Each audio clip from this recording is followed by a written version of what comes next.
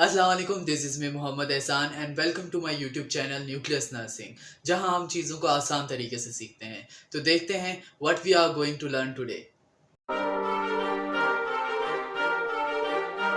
अस्सलाम वालेकुम। आज हम सीखेंगे कि हम घर पे किस तरीके से ओआरएस सॉल्यूशन प्रिपेयर कर सकते हैं। ORS stand for oral rehydration fluid. आपने करना क्या है, 1 लीटर उबला हुआ पानी ले लें, जग के अंदर या किसी के अंदर भी। उसके अंदर आपने ऐड करना है 6 spoons of sugar and 1 spoon of salt. उसको ऐड करने के बाद अपने अच्छे तरीके से मिक्स करके सॉल्यूशन को प्रिपेयर करके रख देना है। वो 1 लीटर सॉल्यूशन आपने 24 घंटे के अंदर इस्तेमाल कर लेनी है। उसके बाद जो है उसे इस्तेमाल ना करें तो वो ज़्यादा बेहतर है, दोबारा से आप प्रिपेयर कर लें। But if you are suffering from diarrhoea और एनी डिसऑर्डर जो आपको डिहाइड्रेशन कॉज कर रहा है, तो उस दौरान जब आप इस सॉल्यूशन को बनाएं तो आपको 24 घंटे में कम से कम भी 1 लीटर पानी पीना चाहिए।